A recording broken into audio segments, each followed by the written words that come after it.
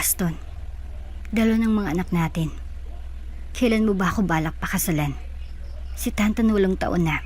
Si Marie naman, 4 na taon. Minsan natatanong na rin ako ng aking mga kaibigan kung hanggang kailan mo raw babalak akong ibahay lang. At kailan pa kakasalan? May ipon na rin naman tayo ah. Ano pa bang problema? Hindi na nakapagpigil pa si Alnera na kuprontahin ang kanyang long-time partner na halos 10 taon nang nagsasama na si Gaston. Honey, hayaan mo. Dadating din tayo dyan. Huwag kang mainip, honey. Magtiwala ka lang. Pakakasalan din kita. Honey naman, 10 taon na tayo. At paulit-ulit mo na lang yung sinasabi. Paulit-ulit na lang yung mga pangako mo. Mahal mo ba talaga ako? Happy birthday, Tantan! Wish mo na, anak! Sabay-sabay na bati ng mga bisita na naroon at nakikisaya sa kaarawan ng panganay na anak ni na Alnera at Gaston na si Tantan. Yehey! Blow your candle na, anak! Masayang sabi naman ni Alnera sa kanyang anak. Tuwang-tuwa naman ang batang si Tantan dahil isang hiling lang naman niya ang natupad ngayong kanyang kaarawan. Bukod doon ay nakasama din niya ang kanyang mga malalapit na kaibigan, kaklase at kalaro, kaya naman wala nang hiling pa si Tantan. Happy birthday, anak! Nagustuhan mo bang surpresa sa'yo ni nanay at tatay? Pagpapatuloy na tanong ni Alnera sa kanyang anak matapos nilang buksan ang isang malaking kahon na naglalaman ng regalo ni na Alnera at Gaston na bisikleta sa kanilang anak. Okay na sana. Masaya na nga sana itong si Tantan. Ngunit magpahagang ngayon ay wala pa rin ang kanyang amang si Gaston na hindi na nga siya nakatulong pa mula pa kaninang umaga sa pagprepara ng mga dapat lutuin sa handa ni Tantan. Opo, nanay. Kaso, nasan po si tatay? Late na naman siya. Malungkot na sabi ni Tantan. Palibhasa nga'y lalaki. Malapit ito sa kanyang ama. At sa lahat ng mga nagdaan niyang kaarawan ay ngayon lamang na late ang ganito katagal si Gaston. Kaya naman maging ang kanyang ina na si Alnera ay nahiwagaan na rin. Para naman mapanatag ang loob ng bata at maiwasan ng pagkadismaya sa amay, ipinaliwanag na lamang ni Alnera nang maayos sa bata na parating naman si Gaston. Sinabi niya lang na traffic ito at galing pa sa pag-apply ng trabaho. Kakatawag lang niya, anak. Malapit na raw siya. Huwag kang mag-alala, anak. Maya-mayay, nariyan na rin si tatay. Mahinahong sabi ni Alnera kay Tantan. Dahil matalino na bata si Tantan ay naunawaan naman niya ito kaagad. Sige po. Sagot ni Tantan. Sige na, anak. Maglaro na kayo dun ng mga bisita mo. Mag-aaskaso lang ako ng ilang bisita, ha? I love you, anak. Happy birthday. Sinay niya na lang ni Alnera ang kanyang ulo patungo sa direksyon ng mga batang naglalaro doon sa sala. At kaagad namang sumagot si Tantan. Thank you, nanay. Masayang sabi ni Tantan sa kanilapitan niya ang kanyang mga kaibigan at mga kalaro. Ilang sandali pa ay lumapit na rin si Gladys, kaibigan na Alnera sa kanya. May hawak pa itong baso ng soft drink sa katinabihan si Alnera. Nasaan na naman ang magaling mong asawa? Parang lagi na lang siyang late sa mga special occasion niyo, ha? Hindi magandang pakiramdam ko dyan, ha? Panimulang sabi ni Gladys kay Alnera. Siya lang kasing pinakamatalik na kaibigan ni Alnera. Kaya naman sa kanya lang ito nakapaglabas ng hinaing. At sa loobin nito lalo pagdating sa relasyon at pagsasama nila ni Gaston. Hindi ko na nga rin sis alam eh. Hindi ko na alam. Hindi naman siya ganito dati. Nagugulo ang sagot naman ni Alnera sa kanyang kaibigan. Napataas naman ang kilay si Gladys dahil doon pamanay. Naghinala na talaga siya kay Gaston. Ayaw lang paniwalaan ni Alnera. Dahil ang dahilan niya ay sa loob ng 10 taon nilang pagsasama ay kailanman ay hindi naman naging issue sa kanila ang babae. At kung nag-aaway man sila ay hindi naman ganun kalala dahil talagang bait na bait siya sa kanyang live-in partner na si Gaston. Inismira naman ni Gladys ang kanyang kaibigan. Baka naman nagluloko yan, ha? Nako, Alnera, ang lilit pa ng mga anak nyo. Tapos ayaw ka pa rin pakasalan. Malakas ang pakiramdam ko na may ibang babae yan. Hinala ni Gladys. Ngunit, kahit kasi nandun ang tiwala ni Alnera kay Gaston, Pero kapag umiral ang girl's instinct niya ay para bang unti-unti nang nasasapawan ng tiwala na yon at napapalitan ng pagdududa. Hindi rin naman niya masisisi ang sarili dahil si Gaston naman ay may kagustuhan na maramdaman niya ito at pag-isipan siya nitong masama. Ayoko siyang pagkinalaan pero naniniwala kasi ako sa girl's instinct. At oo, tama ka. Pakiramdam ko rin ay may iba siya. Seryosong sagot naman ni Alnera. Sa kalagitnaan naman ng kanilang pag-uusap ay saktong dating naman doon ni Gaston. Nagmabadali pa itong nagtungo doon dahil alam din niyang late na siya. Oh, yan na siya. Mahinang sabi ni Gladys kay Elnera. Sabay iwas ng tingin nang papalapit na si Gaston sa kinaroroonan nila. Pumunga kaagad siya sa harapan ni Elnera at humawak lamang sa balikat nito. Akala nga ni Elnera ay halikan siya nito o bebeso man lang para naman mabawasan ang duda niya. Ngunit ang focus ni Gaston ay na kay Tantan lang. Honey, sorry late ako. Nasan si Tantan? May dala pala akong laruan. Tanong ni Gaston kay Elnera. May bitbit itong isang supot ng naglalaman ng laruan na binili niya para kay Tantan. Pampalubag loob para hindi magtampo sa kanyang bata. Pero ang totoo ay si Elnera na talagang tampong-tampo sa kanya. Sa kabilang banday umiwas naman ang tingin si Elnera saka sumagot sa malamig na tono. Nasa loob. Kanina ka pang ang hinihintay eh. Tamad na sagot ni Elnera. Ngumiti lang si Gaston saka nagpaalam na rin pumasok sa loob. Sige, puntahan ko lang si Tantan. Malumanay na sabi naman ni Gaston saka pumasok rin sa loob. Sa puntong iyon ay napailing na lang si Gladys at talagang dismayang-dismaya sa naging aksyon ni Gaston.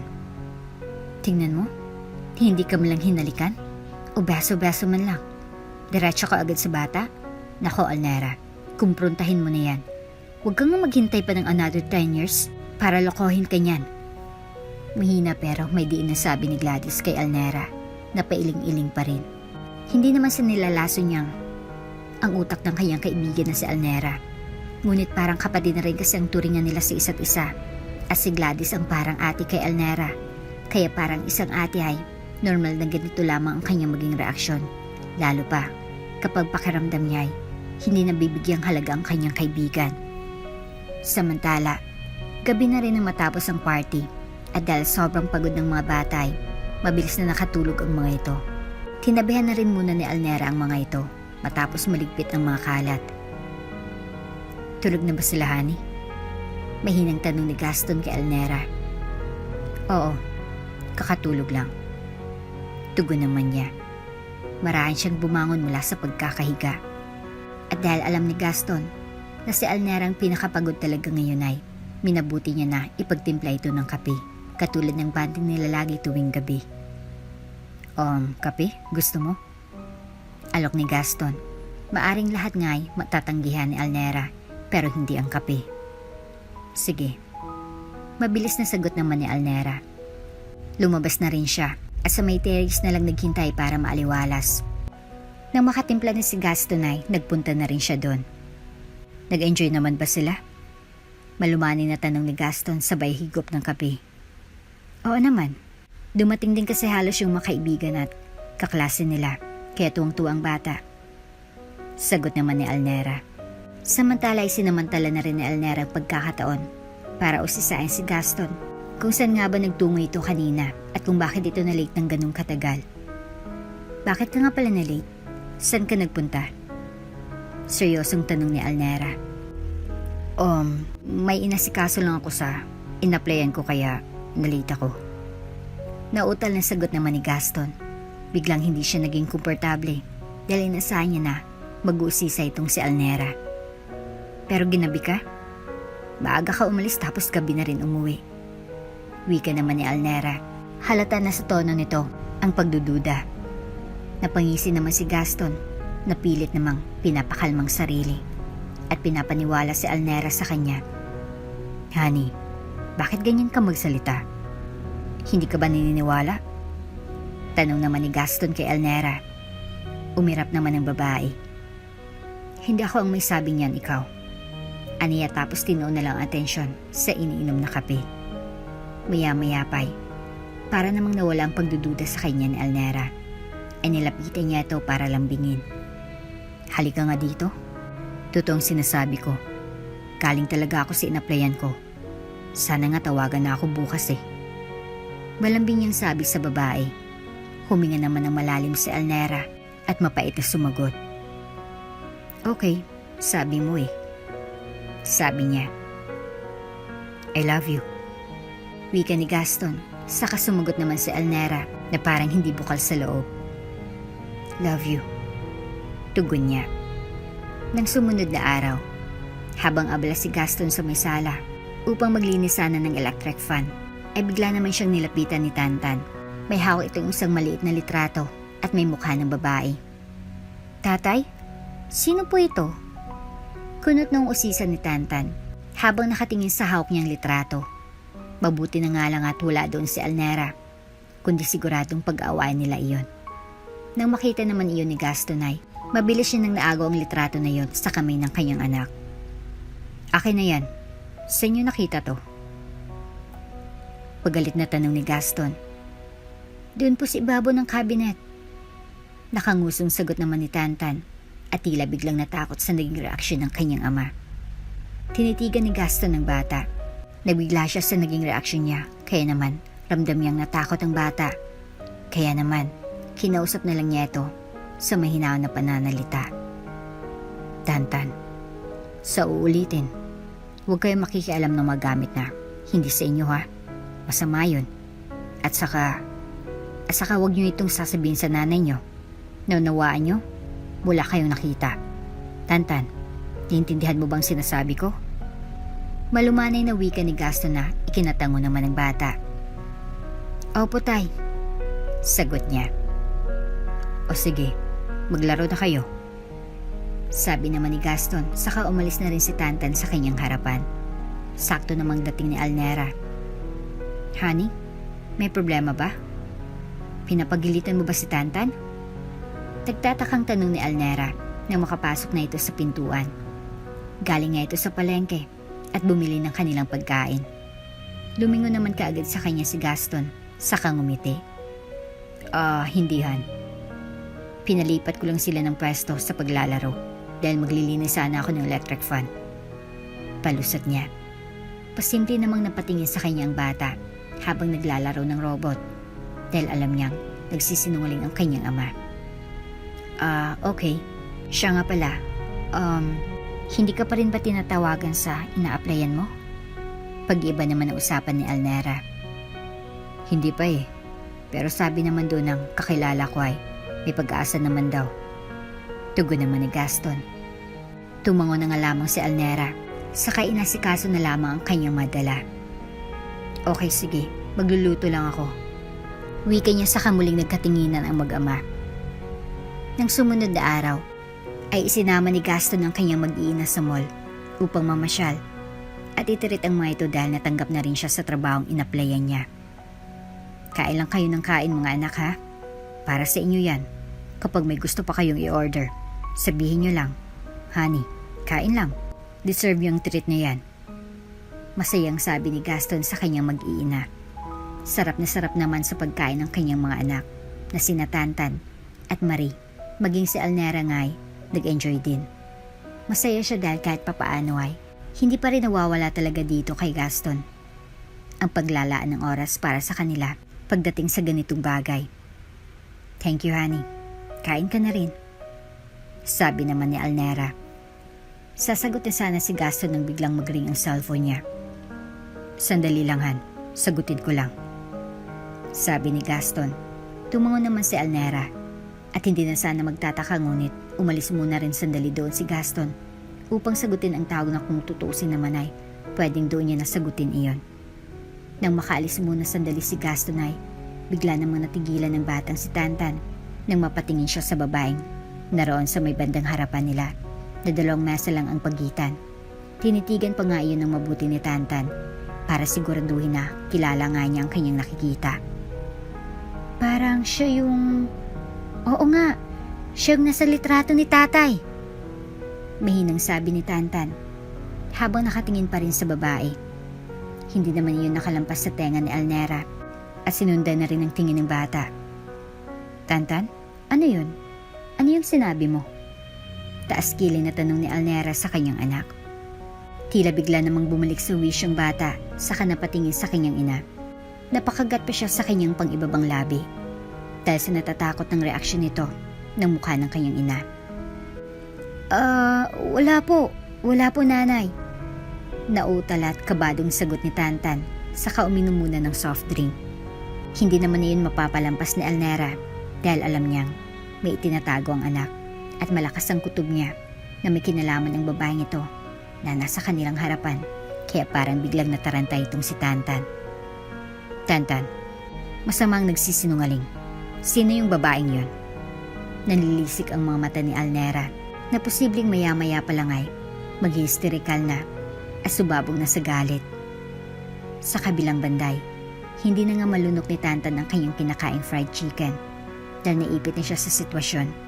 Natatakot din kasi siyang sabihin sa kanyang ina ang totoo dahil sinabihan siya ng kanyang ama na huwag sasabihin kay Alnera yung tungkol sa litrato, ngunit wala na siyang magagawa ngayon dahil na-corner na siya ng kanyang ina na si Alnera. Kasi po, hindi maituloy-tuloy ni Tantan ang sasabihin at medyo paiyak na rin siya. Bilisan mo na. Sino yon?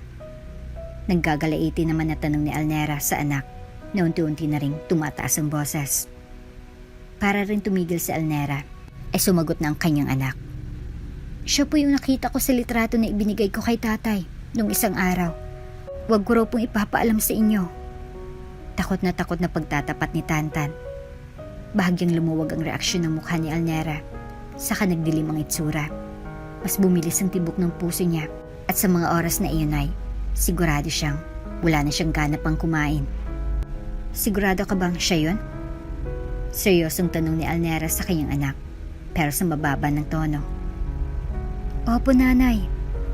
Mahinang tugon naman ni Tantan saka ibinaba na rin ang hawak niyang fried chicken na tila ba nawala na rin ng ganang kumain. Ilang sandali pa ay bumalik ng muli doon si Gaston. Oh, kain pa kayo. Honey, dessert gusto mo? O order pa ako? Takangiti niyang alok sa mga ito, ngunit iba ng timpla ng mukha ni Alnera. Magkakrus na ang kanyang dalawang braso at malaya nang nakasandal sa may pintuan. Diretso lang din ang tingin nito dahil kumukulo na talagang dugo niya. Sige na, puntahan mo na. Biglang sabi ni Alnera na ipinagtaka naman ni Gaston. Ha? Honey, anong sinasabi mo? Nagtatakang tanong ni Gaston. Ngumisi naman si Alnera. Pwede ba, Gaston? Huwag ka nang mahiya. Ayos lang sa akin. Ayos lang sa amin ng mga bata. Sige na, puntahan mo na yung babaeng yun.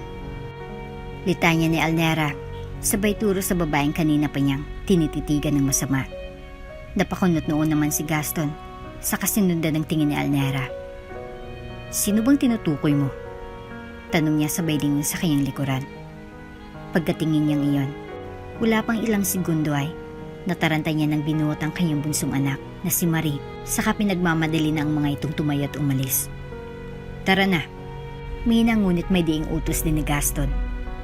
Tagmatigas naman si Alnera pero nakatayo na rin. Ano? Aalis ka kaagad? Hindi mo malang lalapitan? O baka naman gusto mong ako pang lumapit? Paghahamon. Nagbago naman ang itsura ni Gaston na namumula na ang mga mata sa galit. Alnera, halika na. May diin niyang sabi. Ngunit pilit pa rin nagpupumiglas ang babae. Bitawan mo ako, manloloko ka. May diin din ang kanyang sagot kay Gaston. Saka nauna na rin lumabas ng kainang yon na sinamaan pa ng tingin yung babae kahit hindi ito nakatingin sa kanya. Dali-dali na rin sumunod si Gaston. Bit-bit ang kanyang mga anak at hindi na lumingon pa. Mula sa biyahe hanggang sa makauwi sila sa kanilang bahay ay tahimik lang si Gaston at Alnera at hindi nag-uusap. Pagkapasok pa lang nila sa bahay ay inutusan kaagad ni Alnera ang kanilang anak na si Tantan na pumasok na sa silid nito. Tantan, pumasok na kayo sa kwarto niyo. Paggalit na utos ni Alnera kay Tantan at dahil sa takot ay sumunod naman kaagad ang bata. Nang makaalis ng mga anak ay hindi na rin nagpaligoy-ligoy pa sa Alnera at wala nang pinalampas pa na segundo. Bagkus ay kinompronta na si Gaston. Ngayon ka magpaliwanag sa akin. Ngayon mo sabihin ang tunay na dahilan mo kung bakit. Kung bakit ayaw mo akong pakasalan. Dahil ba sa kanya? Dahil ba sa babaeng yun ha, Gaston? Sagutin mo ako. Hindi na nga nakapagpigil pa si Elnera sa kanyang emosyon. Kaya naman kahit malayo sa tunay niyang personalidad ay napasigaw na rin siya, dala ng matinding bugso ng damdamin. Nanatili namang kalmado si Gaston. Alam niyang nag-uumusbok ngayon sa galit si Elnera, ngunit mananatili pa rin siyang kalmado. At nagdesisyon na hindi sasalubungin pa ang galit nito. Elnera, huminahon ka. Hinaan mo yung boses mo, baka marinig ka ng mga bata. May hinaong sambit ni Gaston. Pero tila nga nilamon na si Elnera ng kanyang emosyon at galit kaya hindi na siya nakapagpigil pa. Wala akong pakialam, Gaston. Wala akong pakialam. Magsabi ka ng totoo. Yung babae na yun bang dahilan kung bakit mo pinapaglitan si Tantan nung isang araw? Yung litrato. Nasaan yung litrato? Nasaan? Bakit ayaw mong sumagot? Sumagot ka. Sumagot ka, Gaston. Naitulak na rin ni Elnera si Gaston dala ng galit. Halos pagsasampalin na nga niya ang lalaki ngunit nanatili pa rin blanco ang reaksyon na yun ni Gaston. Kaya lalo namang nainis si Elnera dahil ang buong akala niya ay pinaglalaroan lamang siya ng lalaki. Hindi kita niloloko. Yung babaeng yun, wala lang yun. Hindi ko kilala yun. Alam ko lang na mag-iiskandalo ka na kanina para awayin yung babaeng yun, kaya niyaya ko na kayong umalis. Palusit naman ni Gaston na lalo namang ikinagalit ni Elnera. Napailing na lamang ng ulo si Elnera sa sinabing iyon ni Gaston na para bang pinapalabas nito na kasalanan pa niya at hanggang dito ay yung babaeng iyon pa rin ang pinagtatanggol at pinoprotektahan ni Gaston. Hayop ka talaga. Kasalanan ko pa dahil alam mong i-iskandaluhin kong babae mo, kaya mas pinili mong palayasin kami doon ng mga anak mo. Hanggang dito, siya pa rin yung ipinagtatanggol mo. Gaston, napapagod na ako. Ayoko nang mamalimos ng pagmamahal sa'yo. 10 taon. 10 taon, Gaston. 10 taon yung trinabaho ko. Para lang magmakaawa sa'yo na sana ipakasalan mo naman ako. Pero wala eh. Hanggang ngayon, apelyido ko pa rin ang daladala ng mga anak mo. Hindi mo talaga may isip na kami ang piliin. Kasi may kahati kami dyan sa puso mo. Sana hiniwalayin mo na lang ako. Sana hindi mo na pinatagal ng 10 taon. Mahal na mahal kita, Gaston.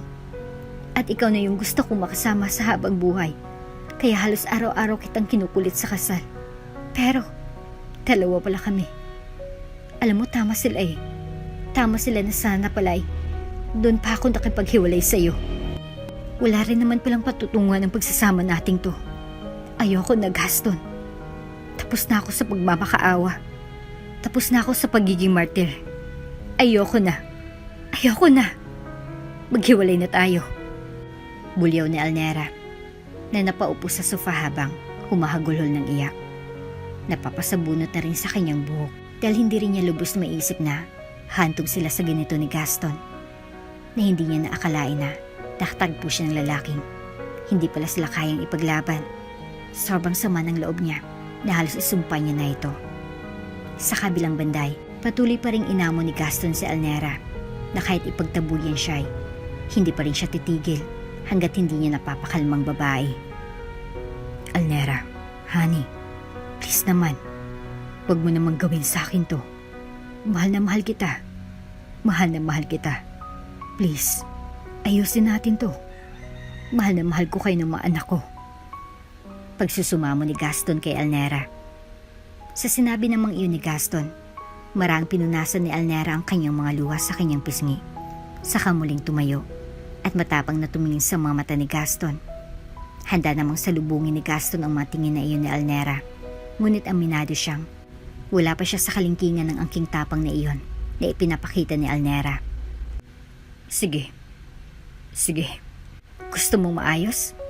Sige. Ayusin natin to. Sa huling pagkakataon, Gaston. Magmamakaawa ulit ako sa'yo. Pakasalan mo ako. Magpakasal tayo, Gaston. Tila nanghihina na nga si Elnera, pero pilit pa rin nagiging matapang dahil sa huling pagkakataon nito, ay umaasa siya na oo ang isasagot ni Gaston. Alnera, sambit ni Gaston na maluha-luha na rin ang mga mata. Pero hindi nagpadala doon ang babae pagkusay. Mariin pa rin at matapang na nagsalita. Kailangan ko ng sagot, may diing sabi ni Alnera. Sa mga oras na yon ay tuluyan ng lumagpak ang balikat ni Gaston.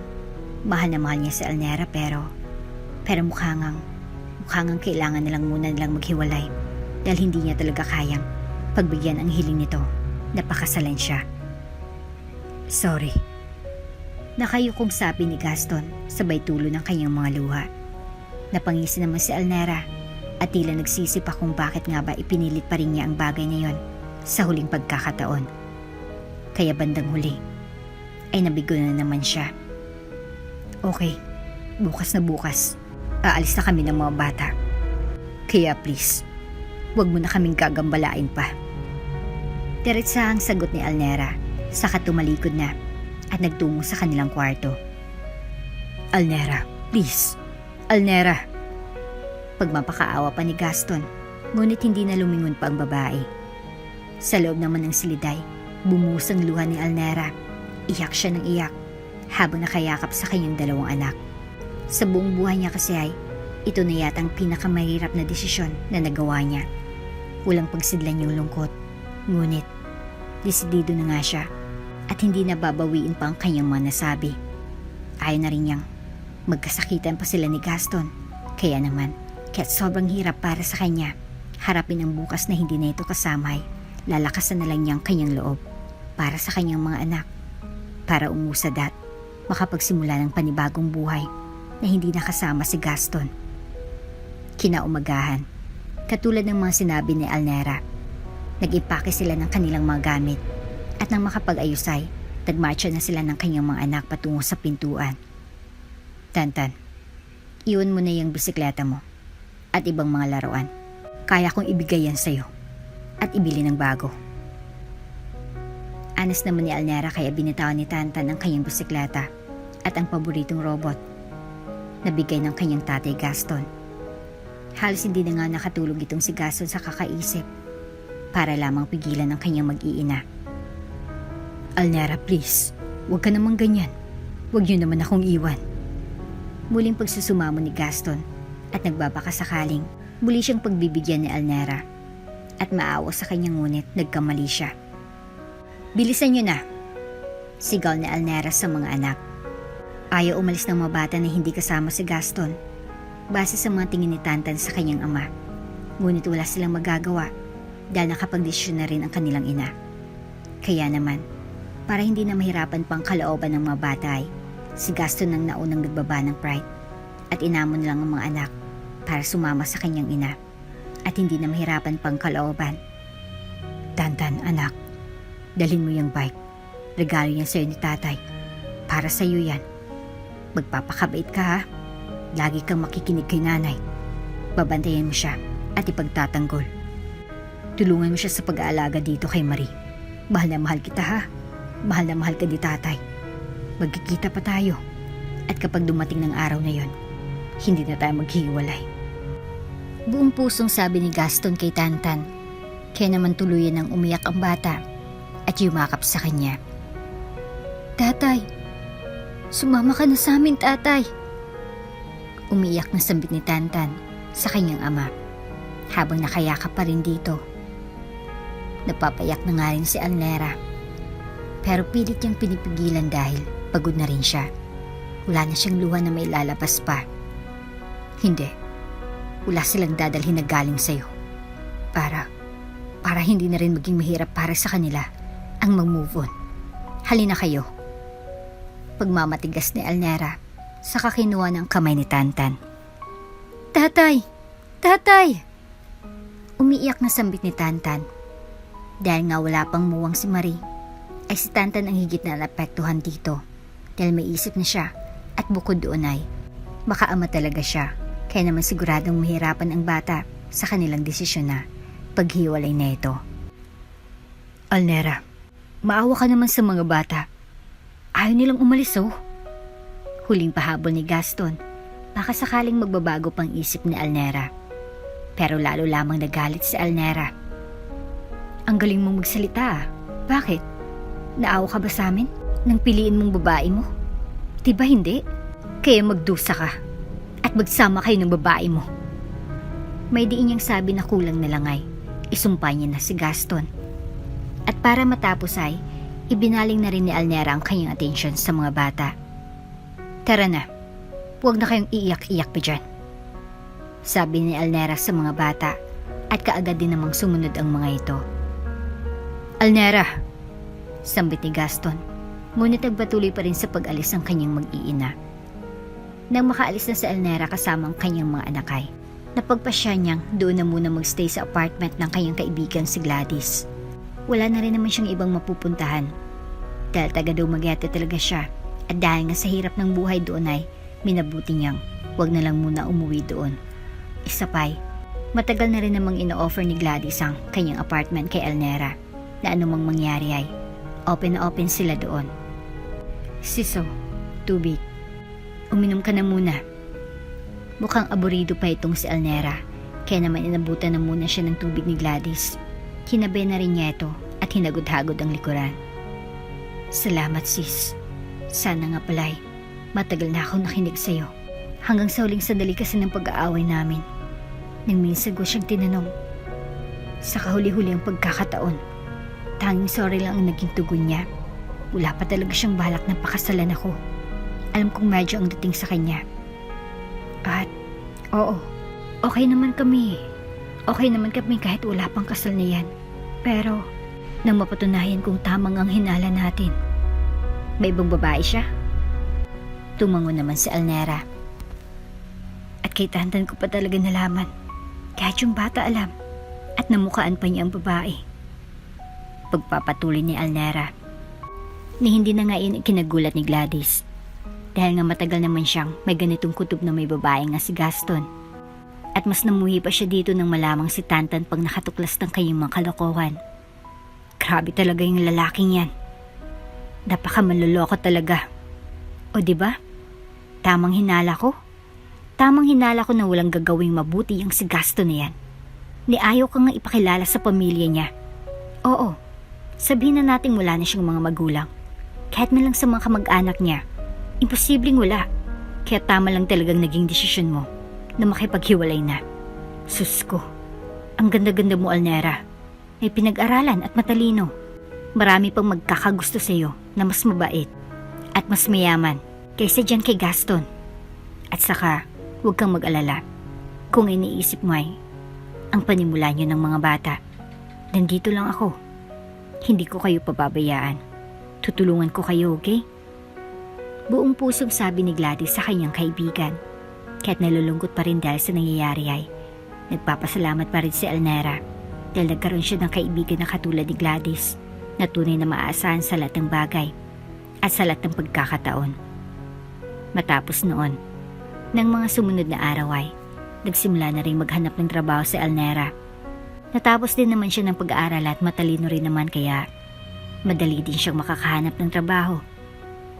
At sa kagandahang palad ay unang kumpanya pa nga lang ang napupuntahan niya upang magpasa ng resume ay na-hired on the spot niya siya. You're hired, Miss Elnera. Nakangiting wika ng manager along with the HR. Ikinagalak naman ito ni Elnera dahil sa wakas ay makapagtrabaho na rin ulit siya. Sa katunayan ay pangalawang trabaho niya ito buhat ng maghiwalay sila ni Gaston. Kaya labis siyang nagpapasalamat sa Panginoon. Lalo pa ngayon na siya nang susuporta sa kanyang mga anak. Thank you so much, ma'am. Sobrang laking tulong po nito sa akin. Pasasalamat naman ni Elnera. Tuwang-tuwa ang kanyang puso dahil sa wakas ay may pansuporta na siya sa kanyang mga anak. Matagal-tagal na rin kasi buhat nang makapagtrabaho siya dahil si Gaston rin naman ang nagpahinto sa kanya. Dahil nga sabi niya ay siya nang bahalang bumuhay sa mga ito. Natupad naman nga ni Gaston ang kanyang responsibilidad sa mga ito. At walang naging problema sa gastusin. Diyan nga lang, nagka-problema naman sila sa babae. Kaya wala ring nangyari. Maaari ka na magsimula bukas, Miss Elnera. Dahil kumpleto na rin naman ang mga requirements mo. Dagdag ng manager at kaagad namang sumagot si Elnera. Maraming salamat po. Sagot ni Elnera. Hindi mapigilan ni Elnera ang ma-excite at magpasalamat dahil sa wakas ay meron na rin siyang trabaho. Pansamantala rin muna'y doon sila nakatira ngayon kina Gladys. At sakto namang work from home ang kaibigan niya ay may makakapagbantay din sa mga bata. Nang sumunod na araw ay pusturang-pustura sa Elnera at ayos na animoy, isang high-class na sekretary. Nakaskirt na maiksi at polo blouse na pangtaas. Fitted ang kanyang suot kaya naman bakat na bakat ang makorba at maganda nitong hulma ng katawan na talaga namang kinahumalingan ng mga kalalakihan at kinainggitan naman ng mga kababaihan. Sabi pa nga nila ay para raw hindi nanganak itong si Elnera dahil maganda pa rin talagang hubog ng kanyang katawan. Swerte nga rin itong si Gaston dahil siyang nakauna kay Elnera, ngunit sinayang din naman niya. Sa kabilang banday, hindi pa namimit ng personal ni Elnera ang kanyang magiging boss at CEO ng kumpanya na si Aldrich Montana. Via phone ko lang naman kasi nung na-interview siya nito kaya hindi pa nila nakikita ang isa't isa. Si Aldrich Montana naman ang nag-iisang tagapagmana ng Montana's Corporation at ang natitirang tagapagmana ng mga Montana. Nagkaroon na rin siya ng nobya ngunit hindi sila nagtagal dahil nilalamon ni Eva, best friend ni Aldrich, ang utak ng lalaki. Malaki kasi ang pagkagusto nito kay Aldrich kaya gagawin niyang lahat, mabakuran lamang si Aldrich. Kaya't wala naman talagang nararamdaman ang lalaki para sa kanya. Samantala, dumating naman ng mas maaga pa sa opisina si Elnera dahil bukod sa excited siya ay nakakaramdam din siya ng kaba. Dahil nga ito ang kanyang unang trabaho matapos ang mahabang panahon. Hindi rin niya alam kung anong pag-uugali ng meron ang kanyang boss. Kaya ngayon ay sobrang talaga ang kaba sa kanyang puso. Ilang sandali pa lamang ay unti-unti nang nagsisidatingan ng mga empleyado. Naroon naman si Elnera, nakaupo sa lobby, kaya nadadaanan siya ng mga ito. Hindi naman maiwasan ng mga empleyado na mapatingin sa angking ganda ni Elnera at lumikha ng mga bulong-bulungan. Nilapitan na rin siya ng mga ito. Hi miss, ikaw po ba yung bagong sekretary? Nakangiting tanong isang empleyado sa kanya. Tumango naman si Elnera, saka nagbigay ng isang magandang ngiti, kaya lalong lumutang ang kagandahan nito. Opo, ako nga po. Ako nga pala po si Elnera Asuncion. Nice meeting you po. Magiliw niyang sabi. Nginitian din siya ng mga ito. Hello Miss Elner. We're from marketing department. Sige po, mauna na po kami. Padating na rin po sigurong HR. Sige po. Pagpapaalam nung isa. Tumugon naman kaagad si Elnera. Sige po, thank you. Sambit ni Elnera. Mukhang mababait ang mga empleyado rito. Pero ang boss kaya, bahala na. Bulong ni Elnera sa kanyang sarili. Maya-maya pa'y dumating na ang HR at kaagad siyang pinuntahan nito. Miss Asuncion, you're so early. Good morning po. Nakangiting bungad ng HR. Tumayo naman si Elnera. Hindi naman po ganun ma'am. Good morning po. Sagot ni Elnera. Doon na po tayo sa loob Miss Elnera. Maya-maya pa'y narito na rin po si boss. Sambit ng HR at kaagad namang sumunod si Elnera dito. Hindi malaman ni Elnera ang kanyang nararamdaman, ngunit kailangan niyang maging confident at huwag ipahalatang kinakabahan siya ng sobra. Bumabalik nga muli yung kanyang pakiramdam nung una siyang sumabak sa trabaho. Sobrang tagal na rin kasi kaya naman nasa adjustment period ulit si Elnera. Parang bigla may kung anong kumukulo sa kanyang tiyan at bigla na lamang namamawis at manlalamig ang mga kamay. Pero she still needs to be calm para mas maunawaan niya ang kanyang unang magiging task at magawa ito ng maayos nang sa ganun ay hindi madismaya ang kanyang boss. Isinama na muna siya ng HR sa HR department para kolektahin ng iba pang nitong mga dokumento at para na rin i-briefing.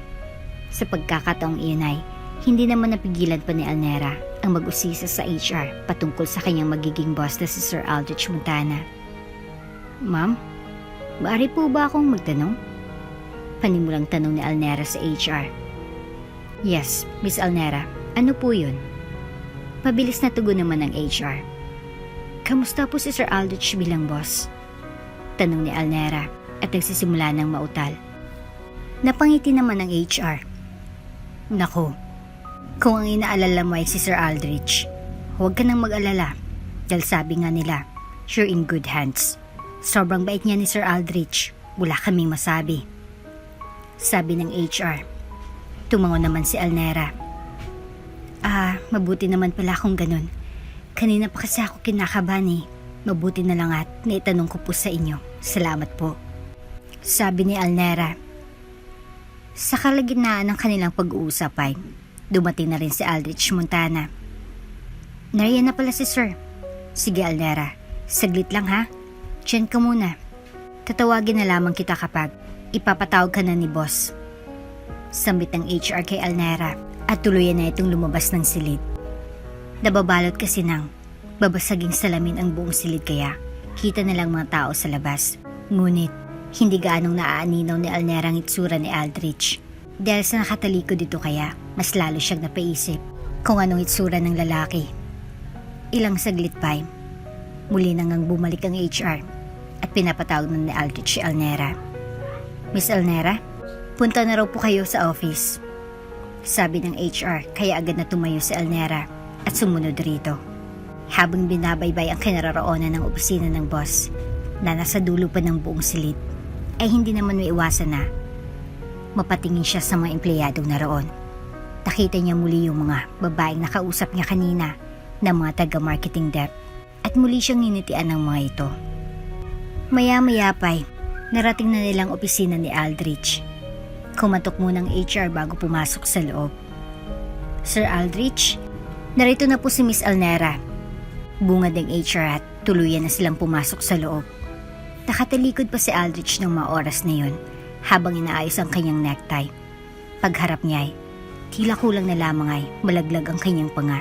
Nang masilayan si Elnera, natigilan siya ng ilang segundo at napuna naman ito kaagad ng HR. Sir, siya po si Miss Elnera Asuncion, your new secretary.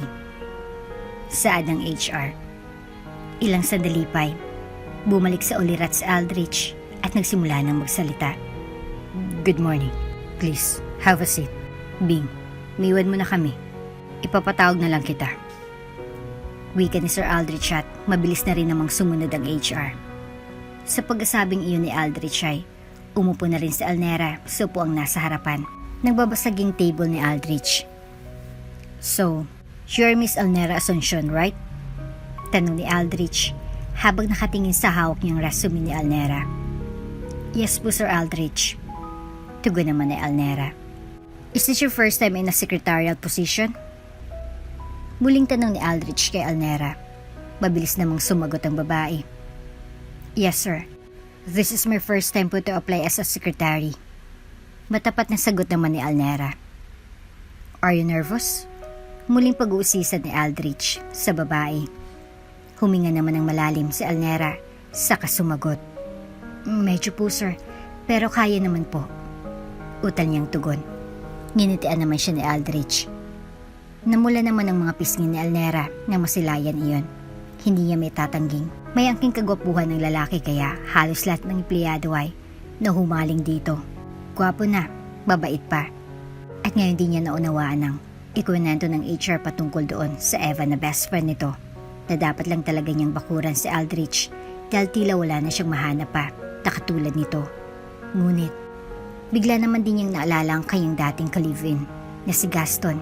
Sa katunayan, ay mahal pa rin naman niyang lalaki ngunit hindi kasi siya makakausad kung hindi niya ito kakalimutan at iyon ang unti-unti niyang gagawin. Don't be. We're here to help and guide you. Hindi ka namin pababayaan. Sabi mo nga na first time mo, kaya okay lang na magkamali ka sa una but still, you need to learn from that mistakes. Clear ba tayo ron? Paliwanag ni Aldrich. Ngumiti naman si Elnera. Yes po sir. Naunawaan ko po. Thank you po. Tugon naman ni Elnera. Okay, your first task is to make the minutes of the meeting and schedule my 4 meetings for today. Mga investors yan, kaya dapat lahat ay ma-accommodate natin. You can work over there sa nakikita ko. Okay? Ipapaayos ko na lang kay Bing para komportable ka ron. Aniya. Okay sir, I'll do that po. Thank you po. Sabi ni Elnera sa katuluyan ng lumabas ng silid. Matapos ipaayos ni Bing ang magiging cubicle ni Elnera, nagsimula ng dalaga na magtrabaho. Aminin man niya o sa hindi ay, isa na rin siya sa nahulog sa patibo ni Aldrich. Ngunit sa tuwing maiisip niya ang tunay na dahilan niya kung bakit siya bumalik sa pagtatrabaho ay pinipigilan na rin niya ang kanyang emosyon at sarili. He's too nice with her. Kaya naisip ni Elnera na talagang napakaswerte niya dahil natapat siya sa mabait na boss. Napatingin naman si Elnera kay Aldrich dahil kaharap niya mismong opisina nito hanggang sa kinaupuan ng kanyang boss. Nahuli niya itong nakatingin sa kanya, ngunit binabaliwala na lamang niya ito. Nang matapos siya ay binigay niya na ito kaagad kay Aldrich upang ipacheck. It's good. Okay. Just ready the conference room because they're on their way na. Nakumbinsi naman si Aldrich sa ginawa ni Elnera kaya pinaayos na nito kaagad ang room na pagmimitingan nila. Nang mga sumunod na araw ay mas napapabuti ang trabaho ni Elnera. Napapansin na rin ni Elnera na tila may iba na sa pinapakita sa kanya si Aldrich, lalo na pagkausapin siya ng ibang mga empleyado na ibang treatment sa kanya kaysa sa mga nagdaang mga sekretarya. He's too protective pagdating kay Elnera at yung sinseridad ng lalaki at comfort ang hindi naramdaman ni Elnera kay Gaston. Halos 3 buwan na rin dun si Elnera. So far, so good pagdating sa kanyang trabaho. Isinasama na rin niya si Elnera sa mga business trips nito, maging sa mga personal nitong lakad ay gusto niyang kasama pa rin ang babae. Samantala, dahil marami pang kailangang tapusin ni Elnera, nagpaalam na muna siya sa kanyang boss na mag-overtime na muna siya. Nagboluntaryo naman si Aldrich na doon na lang din muna siya at nagpalusot pa na may mga tatapusin din daw siya, pero ang totoo ay gusto lang niya talagang masamahan si Elnera. Tatapusin ko lang po ito, pero kung naiinip po kayo, maaari po kayong umalis. Hindi naman po ako kailangang bantayan dito, sabi ni Elnera. Just let me, okay? Sige na, tapusin mo na yan. Sagot naman ni Aldrich at doon na lamang naghintay sa loob ng kanyang opisina para tanaw pa rin niya si Elnera. Hindi naman makakilos at makatrabaho ng ayos si Elnera dahil sa kulang na lamang ay matunaw na siya sa matitig ni Aldrich. Habang abala siya sa pagtitipa sa kanyang computer ay hindi naman niya maiwasang hindi mapatingin kay Aldrich na ilang oras na rin nakatitig sa kanya. Hindi niya lubos sa kalaing magtsatsagang maghintay si Aldrich sa kanya kahit wala naman itong ginagawa sa kanyang opisina maliban sa pag-ubos ng oras sa pagtitig kay Elnera. Ilang oras na rin ang nakalilipas ngunit hindi pa rin tapos si Elnera. Tambak pa rin ang kanyang gawain at tila walang pag-asang matapos ngayon kaya tumayo na si Aldrich at pinuntahan na si Elnera sa cubicle nito. Come on, bukas na yan, sabi ni Aldrich kay Elnera. Pero sir, magsasalita pa sana si Elnera nang bigla na lamang siyang papiliin ni Aldrich. Elnera, I care about my employees. Hindi kita pinapatigil kasi naiinip na ako, kundi na nakikita kong pagod ka na. And that paperworks, you can do that sa ibang araw. Mamili ka. Uwi tayo ngayon o, ika-cancel ko na lang lahat ng meetings ko bukas, kahit ng mga investors pa iyon. Tanong ni Aldrich. Natigilan naman si Elnera. Nakaramdam siya ng kaunting inis kasi kaya naman talaga niyang trabaho. Ayaw lang talaga ni Aldrich na nahirapan ng ganun si Elnera, kaya siguro nagpumilit ito na umalis. Huminga naman ng malalim si Elnera at sumunod na lang sa kanyang boss, kaysa naman i-cancel nito ang mga meetings bukas. Okay sir, ilalog out ko lang po ito, sagot ni Elnera na halata sa tono ng boses na labag ito sa kanyang kalooban. Nang makasakay na siya sa sasakyan ay tinanong na ni Aldrich kung saan ito nakatira. Saan kita ihatid? Tanong ni Aldrich saka ini-start ng sasakyan. Sa may Matayog Street na lang po, tugon naman ni Elnera. Tumango na lamang si Aldrich dahil medyo malapit lang din yun, saka nagsimula ng magmaneho. Solo ka lang ba sa bahay mo? Usisa ni Aldrich. Bigla namang naalala ni Elnera na hindi nga pala nito alam na may mga anak na siya at nagkaroon ng live-in partner, kaya naman muli siyang nagsambit ng patanong. Po? Utal niyang tugon. I mean, wala ka bang kasamang family? Your parents? Paliwanag ni Aldrich. Muli namang bumalik sa pagkakasandal si Elnera, saka tumingin na nagdiretso sa daan. Wala na pa akong mga magulang. Uli lang lubos na po ako pero Pero may dalaw po akong anak. Seryosong sagot ni Alnera, kaya bigla namang natigilan si Aldrich. You mean, married ka na pala? Takang tanong ni Aldrich na para bang may pagkadismaya. Napangiti naman si Alnera. How I wish na pinakasalan niya nga ako.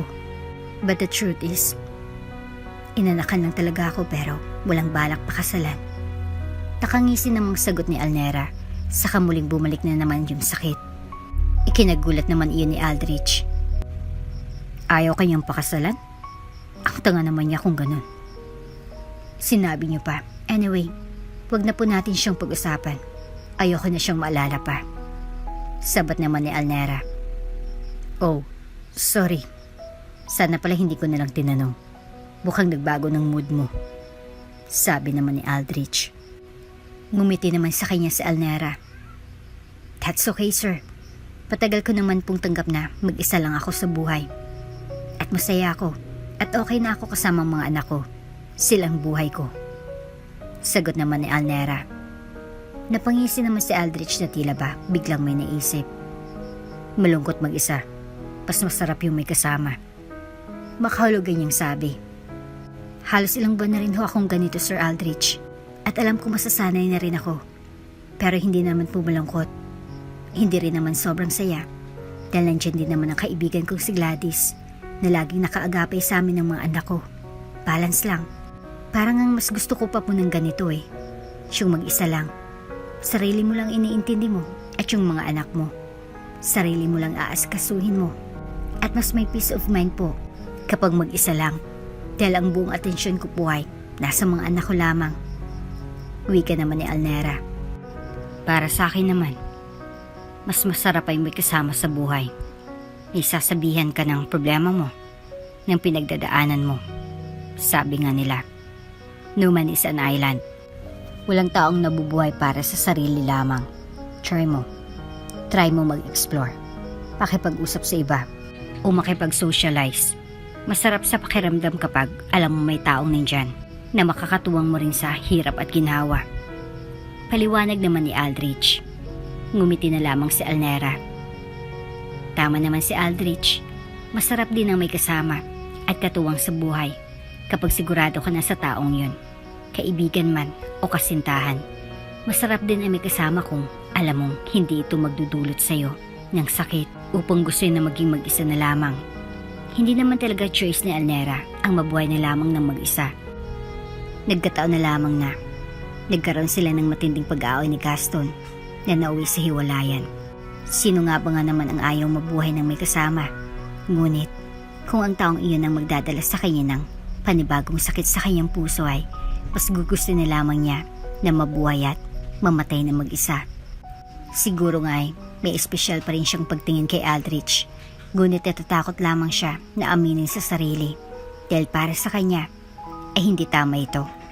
Lalo pa kung alam naman niya sa sarili niya na may natitira pa rin siyang pagmamahal kay Gaston at kunti pag-asa na muli silang magkakaayos na dalawa.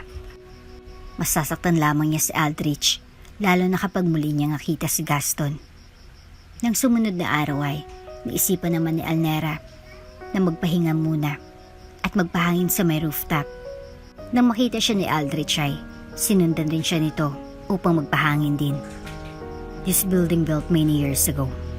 Karugtong na ito ng buhay naming lalo na ng mga magulang ko. Isa si Daddy sa pinakamagaling na negosyante sa buong mundo.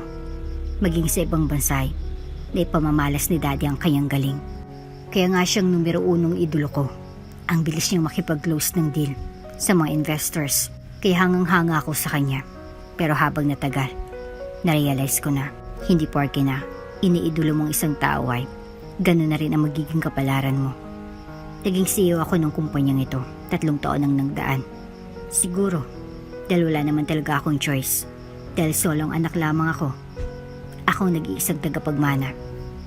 Pero, kailanman ay, hindi ko napantayan ang husay ni Daddy hanggang sa unti-unti na rin nawawalang puso ko sa pagnenegosyo. Para bang may part sa utak ko na nagsasabing, I want to try something new. I want to explore things and search what real life is all about.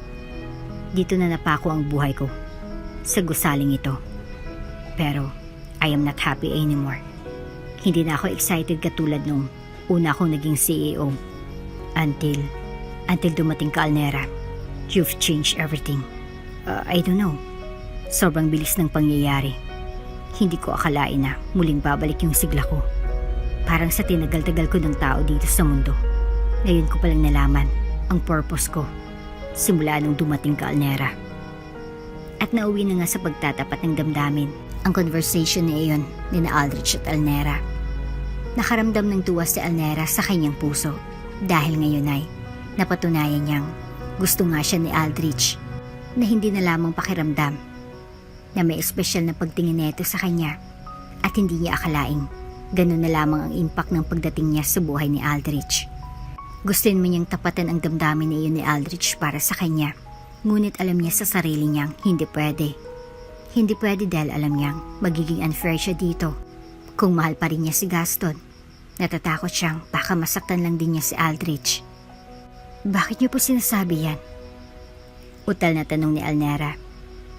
I like you, Alnera. No, I think I love you. Ikaw ang pinaka-espesyal na tao ngayon sa buhay ko. Binago mong lahat ng ganong kabilis. Hindi ko akalain. Hindi ako makapaniwala. Hindi ko na malayang ikaw nang dahilan ng araw-araw na pagpasok ko. I'm sorry kung nabigla kita. Hindi naman kita pinupwersa na nasabihin din ang iyong saloobin. Gusto ko lang malaman mo na gusto kita. Na mahal kita. Nakangiting sabi ni Aldrich. Ramdam naman ni Alnera ang sinseridad sa mga mata ni Aldrich na hindi na siya nakapagsalita pa dahil sa nakakadistract ang malakas na pintig ng puso nilang dalawa na halos magkasabayan na. Huling nakita ang mga tingin na yon nang magtapatin siya sa kanyang damdamin. Si Gaston na sinagot naman niya kaagad, pero bandang huli ay pinili pa rin siya nitong saktan. Kaya naman hindi siya maka-oo kaagad kay Aldrich dahil natatakot na siya na baka nga ganun na lamang ang mangyari din sa kanila. Alnera, please, let me court you. Mas lalong ikinagulantang ng mundo ni Alner ang tanong ni Ian ni Aldrich. Pero hindi malaman ni Alnera ang kanyang isasagot. No pressure, Alnera. Kung hindi mo pa kayang sumagot ngayon, it's okay. Nauunawaan ko. Basta hayaan mo lang ako na iparamdam sa'yo siyang damdamin ko. Hayaan mo lang ako, Alnera. Dagdag ni Aldrich. Hinayaan nga lang din ni Alnera na ligawan siya ni Aldrich dahil sa tingin niya ay wala namang masama dito at isa pa ay hindi naman din sila kasal ni Gaston kaya ayos lang na mag-entertain siya ng iba. Samantala, habang papauwi si Gladys galing ospital dahil dinalok niya ang kanyang pinsan na naka-confine doon ay sandali naman siyang natigilan nang bigla niya makita si Gaston na nakaupo doon sa may sofa sa labi ng ospital. Teka, si Gaston yun ah. Ano kayang ginagawa niya rito sa ospital? At saka, parang ang laki ng pinahit niya ngayon ah. Sabi ko na nga ba eh, tamang lahat ng hinala ko tungkol sa kanya. At ngayon, sigurado na ako na adik siya. Kailangan malaman to ni Alnera. Mahinang sambit ni Gladys sa kangumisi pa. Kaya naman, nang makauwi si Gladys ng gabing yun ay, ibinalita niya nga iyon kaagad sa kanyang kaibigang si Alnera. Sisi, I have a very good news to you. Pasigaw niyang sabi, kahit oras na ng gabing iyon. Napalingon naman kaagad doon si Alnera, nakakatapos lamang maligo. Oh, ano bang sinisigaw-sigaw mo dyan? Tulog ng mga bata baka magising pa. Mahinang sabi naman ni Alnera. Pumasok rin sa may sala si Gladys at doon na naupo. Sorry naman. Anyway, hindi ba sabi ko sa'yo, galing akong ospital at tinalo ko ang pinsan ko? Ang tanungin mo kung sinong nakita ko. Naniningkit ang mga matang tanong ni Gladys kay Alnera. Oh, sino naman ang nakita mo? Balik na tanong naman sa kanya ni Alnera, saka tinabihan na rin ito sa upuan. Eddie, ang magaling at manloloko mong ex-boyfriend na si Gaston. And guess what? Sobrang laki ng pinayat niya ngayon. Ang laki at itim pa ng eyebags tapos simula yata ng iwan mo ay nakalimutan na rin magpagupit at mag-self-love. Panunukso pa ni Gladys. Tila hindi naman interesado si Alnera Sa binalitang iyon ng kaibigan, dahil unang-unay, ayaw na niyang mapag-usapan pa si Gaston o mabanggit man lang ang pangalan nito doon. Oh, nasaan ang good news doon? Taas kilay na tanong naman ni Alnera kay Gladys. Hay nako, slow ka talaga. Ang good news doon is, tama na naman ang hinala ko na hindi lang yung babaero at manloloko kundi adik din siya. Nako, lalo pa ngayon na wala na kayo. Lalo na siguro yung nalulung kaya ganun ang itsura. Sagot naman ni Gladys. Blanco lang namang nakatitig sa kanya ang kanyang kaibigan si Alnera. Okay, iyon lang ba? Ito naman. Sinabi ko lang naman. Alam ko namang ayaw mo na siyang pag-usapan. Sorry. Mabilis namang binawi ni Gladys ang kanyang sinabi nang makita ng ganung itsura ni Alnera. Okay lang yun. Sagot naman ng kanyang kaibigan. Base sa obserba ni Gladys kay Alnera, pawang unti-unti nga itong nakapag-adjust at nakalimot. Napapansin din niya na madalas na itong nakangiti lalo na kapag uwi galing trabaho. Kaya naman hindi maiwasan ni Gladys ang magtaka at punain ito. Teka, bakit parang napapansin ko nitong mga nakarang araw ay iba ng mga ngiti mo? Hindi ka na stress, no? May bago na? Sino? Share mo naman sa akin. Sunod-sunod na sabi ni Gladys na ikinakunot naman ng noon ni Alnera. Share? Ano yan na nakataas ang isang kilay? Gaga. I mean, i-share mo yung kwento, hindi yung lalaki. Tatawa-tawa namang sabi ni Gladys. Baliw, sabi naman ni Alnera at napailing na lang din sa kalokohan ng kanyang kaibigan. So, ano nga yun? Chika mo naman. Pangungulit pa rin ni Gladys. At dahil ngang mapilit itong si Gladys ay napaamin na rin niya si Alnera. Wala, naliligaw lang yung boss ko sa akin. Aniya. Namilog ang mga mata ni Gladys. Hindi siya makapaniwala. Kilala kasi niya ang CEO ng kumpanyang yon. Actually, hindi lang siya kundi ang buong bansa. Kaya naman hindi niya napigilang mag-react ng ganon. Nanliligaw? Yung boss mo? Sa'yo? Yung mayaman na CEO? Tapos wala lang sa'yo? Gaga, sagutin mo na agad-agad. Sabi pa niya kay Alnera. Sa kalagitnaan naman ng kanilang pag-uusap ay biglang umimik mula sa may pinto ng kwarto si Tantan na inakala nilang tulog. Naalimpungatan kasi ang bata dahil sa lakas ng boses ni Gladys. May bago ka ng boyfriend, nanay? Marang tanong ng bata. Nakukusot-kusot pa ng mata. Sabay naman silang napatingin kay Tantan. Kulang na nga lang ay kurutin ni Alnera ang singit nito ni Gladys dahil sa kaingayan at kalakasan ng boses. Ang ingay mo kasi. Mahina ngunit may diing sabi ni Alnera kay Gladys. Doon ay tumayo na rin si Gladys nang nakangisi na napakagat pa sa kanyang pang-ibabang labi. Sorry, sige. Magpalit lang ako ng damit. Palusot niya at tuluyan ng iniwan ng mag-ina bago pa siya masermonan nitong si Alnera. Maya-maya pa ay bumaling na rin ang atensyon ni Alnera sa kanyang anak. Anak, bakit gising ka pa? Akala ko matutulog ka na. Mahinahon niyang tanong sa bata. Ang lakas po ng boses ni Ninang Gladys kaya nagising po ako. May bago ka ng boyfriend, nanay? Sabi naman ni Tantan. At sa huling tanong nito ay medyo natigilan si Alnera. Kaya naman, pinalapit niya ng bata sa tabi niya upang ipaliwanag ditong narinig niya. Anak, halika. Halika dito sa tabi ko. Tantan, yung narinig mo kanina. Mula lang yun. Usapan lang yun ng mga matatanda. At saka, kung magmamahal man muli si nanay, syempre, ikaw ang unang makakaalam nun. Paliwanag niya kay Tantan. 8 taong gulang na nga si Tantan. At may mga bagay rin siyang nauunawaan. Hindi man lahat pero sa edad niya ay lumalabas na rin ang iba't ibang emosyon at damdamin, lalo na sa pabago-bagong takbo ng sitwasyon sa kanilang buhay. Maaring kontrolin ni Alnera at baguhin ang nakagisna ng kanyang anak na si Tantan, ngunit hindi ang puso nito. Ang amay, ama pa rin, lalo pat. Sobrang lapit ni Tantan kay Gaston. At iyon ang kailanman ay hindi mababago ni Alnera. Hindi mababago ni Alnera ang katotohanan na si Gaston ang ama ng mga bata at wala naman din ginagawang kasamaan.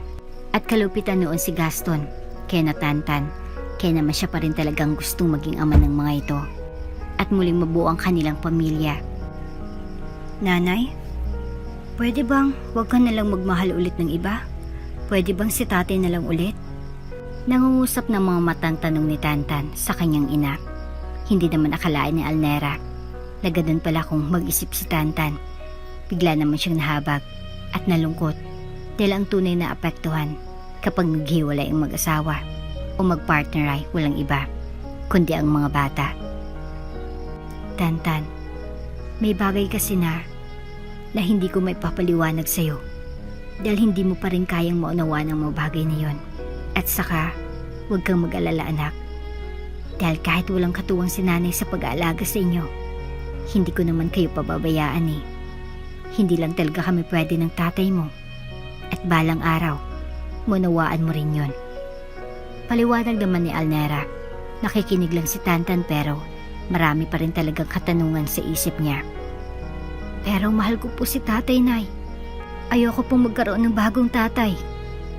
Wika pa ng bata. Kayo po ba?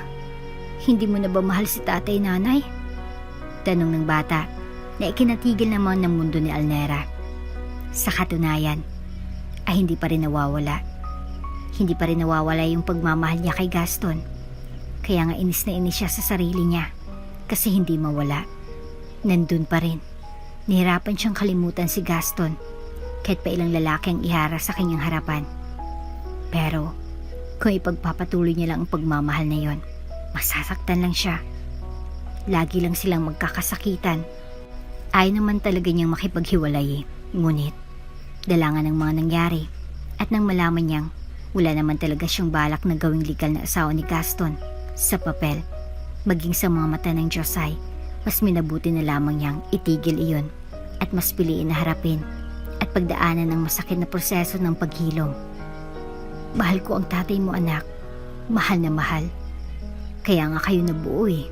Nabuo kayo dahil sa pagmamahal.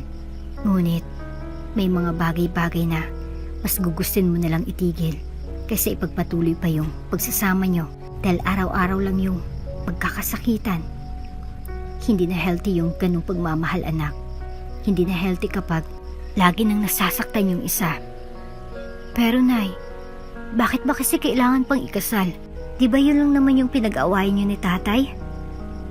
Anak, sagrado ang kasal kung tunay na mahal ako ng tatay niyo.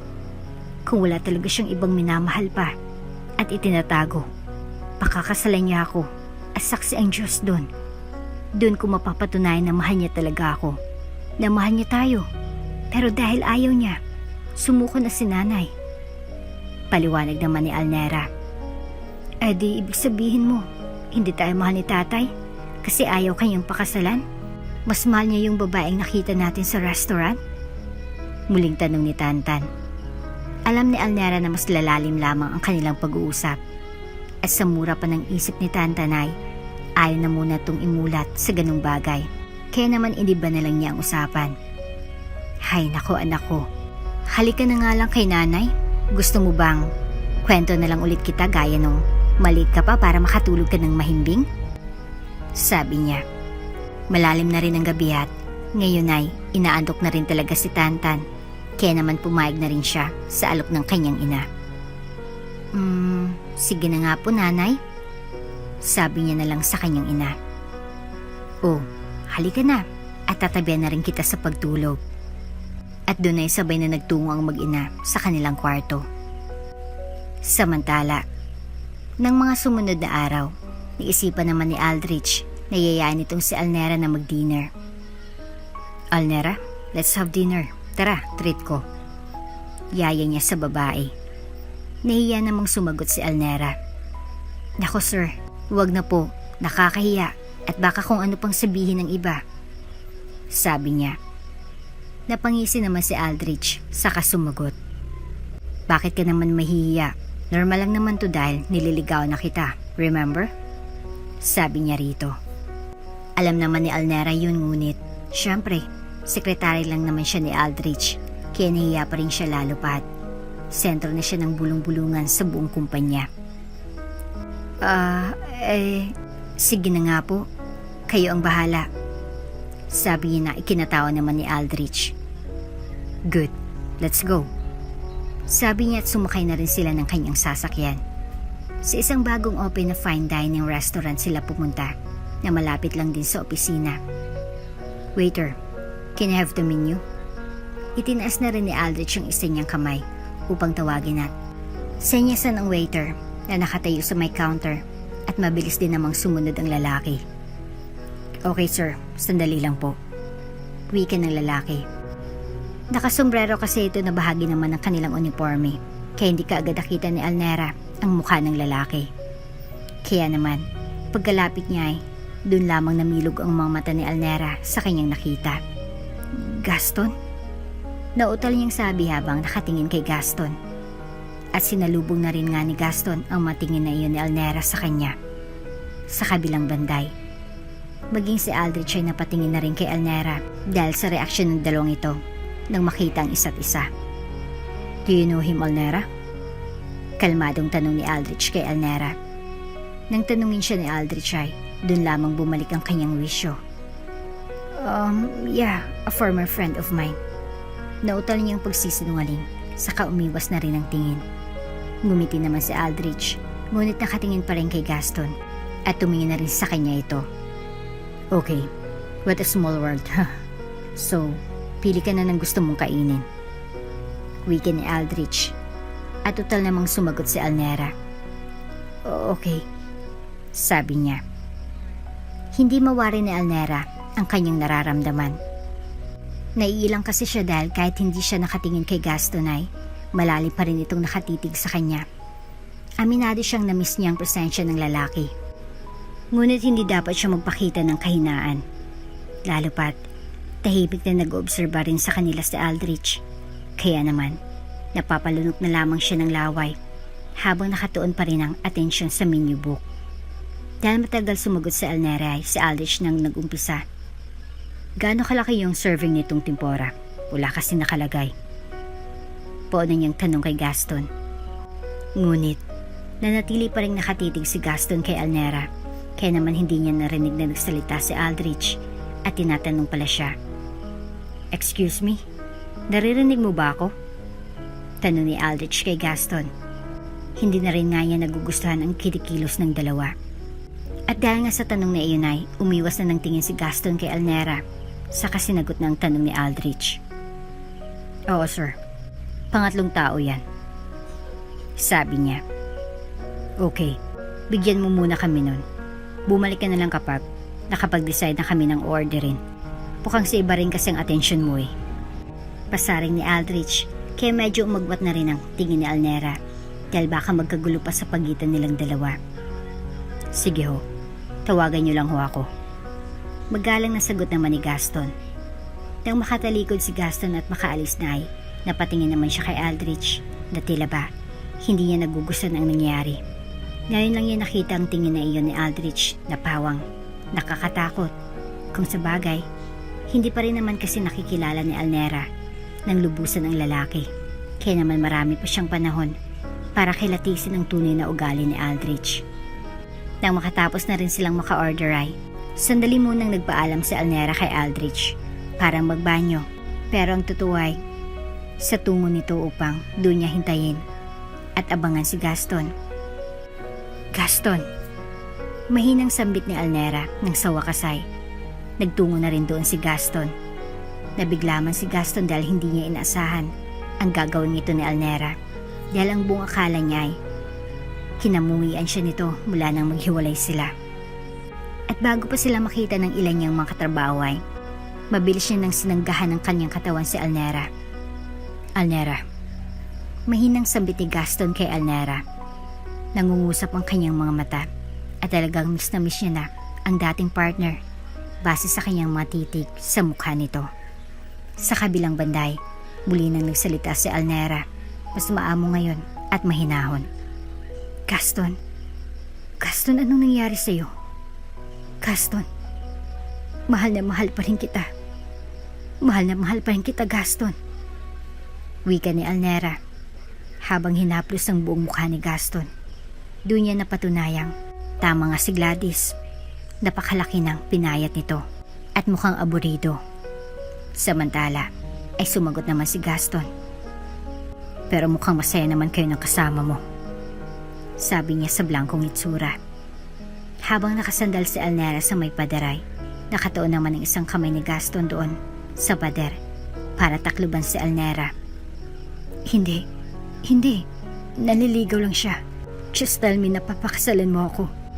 Pabalik na ulit kami sa'yo. Muling paghamon ni Elnera kay Gaston. At ngayon nga'y, muli niya nangang nilunok ang kanyang mga sinabi para lang muling pakiusapan ni Elnera ang kanyang dating nobyo na pakasalan siya. Ngunit, sa halip na sagutin niyo ni Gaston ay, binigyan na lamang siya ni Elnera ng isang malagkit at matamis na halik sa labi na halos tumagal din ng ilang segundo. Nang kumala si Gaston ay, muli niyang hinaplos ang mukha ni Elnera at ngumiti. Alam niyang muli niyang masasaktan si Elnera. Sasagot niya ngunit, kailangan niyang gawin yon para sa isang malalim na dahilan. Mahal na mahal din kita. Tatandaan mo yan. Pero sa ngayon, mag-focus ka na lang muna sa mga bata. Huwag mo silang pababayaan. Sabi ni Gaston kay Elnera na malumanay saka umalis na rin. Nang makaalis na si Gaston ay naiwan doon si Elnera na tulala, sabay hawak sa kanyang mga labi. Gaston! Gaston! Sambit niya. Ilang sandali pa'y bumalik na rin si Elnera sa table nila kung saan kanina pang naghihintay si Aldrich. Saan ka galing? Seryosong tanong ni Aldrich. Pagkaupo ni Elnera ay kinuha niya na kaagad ang kanyang sariling kubyertos at nagyaya ng kumain. Nagbanyo lang, sige na, kain na tayo, sabi niya. Habang si Gaston ay naroon sa may counter na nakatayo at muling pinagmamasdan si Elnera.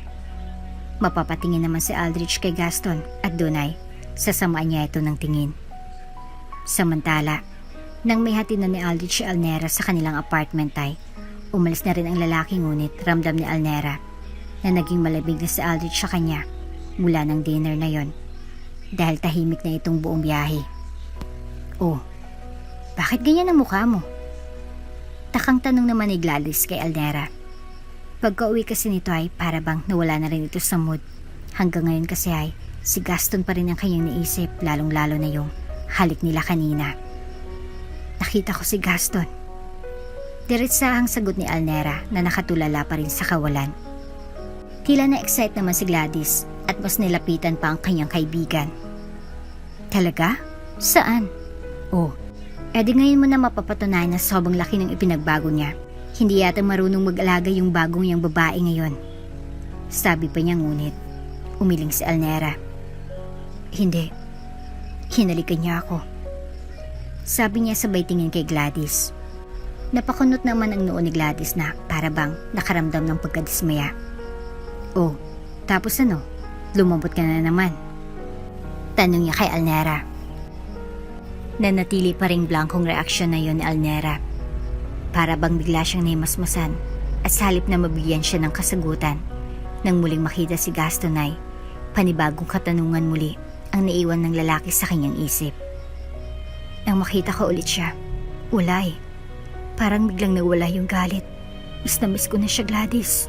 Pero hanggang ngayon, ayaw niya pa rin talaga akong pakasalan. Buong pusong sabi ni Elnera. Napailing naman si Gladys saka umirap. Siya nang sinasabi ko sa'yo eh. Bakit kasi ang kulit mo?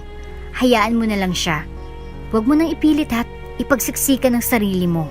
Hindi ka niya mahal. Period. Kaya itigil mo lang kagagahan mo. Please lang. Sabi niya sa kaibigan. Pero iba eh. Iba yung kanina, Gladys. Parang may mali. Parang may kailangan akong malaman. Naguguluhan ako. Buhat nang makita sila kanina ni Gaston, ay para bang kusang nawala yung galit. Parang biglang naramdaman niya na may iba kay Gaston. Alam niyang mahal na mahal sila ni Gaston, kaya gulong-gulo na siya kung ano ba talagang nangyayari sa kanyang dating nobyo. At baka ngayon din ang malalim na dahilan kung bakit ayaw siya nitong pakasalan. Hindi naman kumbinsido si Gladys. My God, Elnera. Ano pa bang gusto mong malaman? Nalaman at nahuli mo na siya, di ba? Kitang-kita pa nga ng dalawang mata mo. Siyang babae. Tama na, Elnera. Kung makipagbalikan ka pa sa lalaking yan, Sobra na talaga ako madidismaya sa'yo. Halos masiguan na rin niya si Alnera at kulang na lang ay murahin niya ito dahil tila ba muling lumalambot ang puso ni Alnera kay Gaston. Pero nanindigan si Alnera at nanatili sa kanyang nararamdaman. Iba yung pakiramdam ko ngayon, sis. Hindi na ito tungkol sa nakaraan namin o sa babaeng yun eh. Alam kong mahal na mahal ako. Kami ni Gaston, pero parang may pumipigil sa kanya. Parang may nag-hold back. Parang hindi naman niya ginusto na magkaganito kami. Gladys, kilala ko si Gaston. Kilala ko siya higit sa pagkakakilala mo sa kanya. Alam kong may mali. At baka kailangan niya ng tulong ko. Masyado lang akong nabulag sa nangyayari. Dahil all this time ay sarili ko lang palang iniisip ko na napaka-demanding ko without knowing na baka may pinagdadaanan din si Gaston. Gusto kong alamin, Gladys.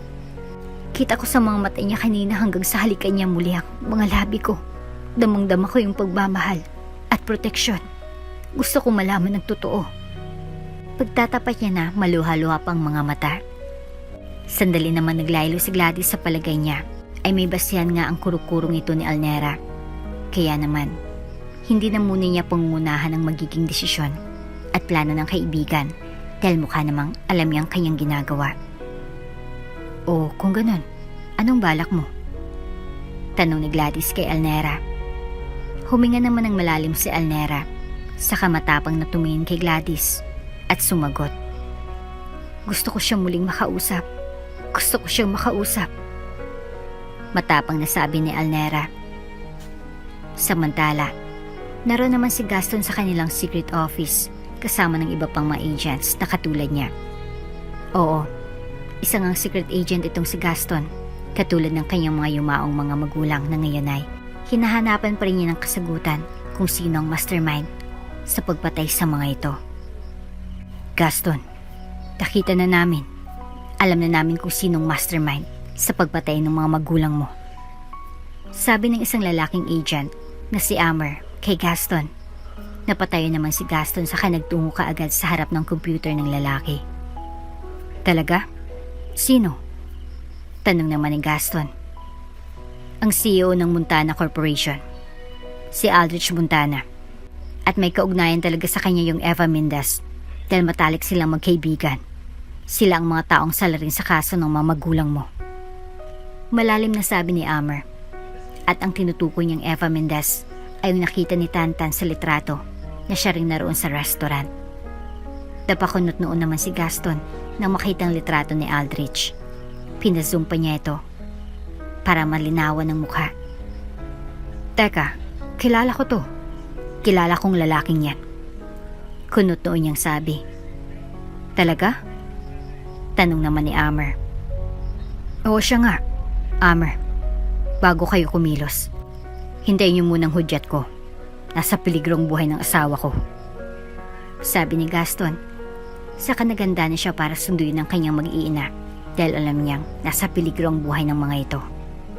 Samantala, pauwi na rin sana si Alnera nang harangan siya ni Aldrich sa may parking.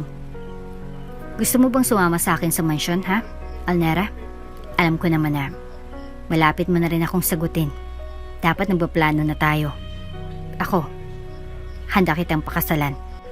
Kaya kitang ibayad sa mansyon ko kasama ng mga anak mo. Mamahalin kita na hindi nagawa ng dati mong nobyo. Umuo ka lang, Alnera, at ibibigay ko sa iyo ang buong mundo. Sabi ni Aldrich kay Alnera. Desidido na nga itong maging nobyo si Alnera at lahat ay gagawin niya makuha lamang ito. Sa kabilang banday, para nga hindi na rin pa umasa si Aldrich ay tinapat na rin niyang lalaki.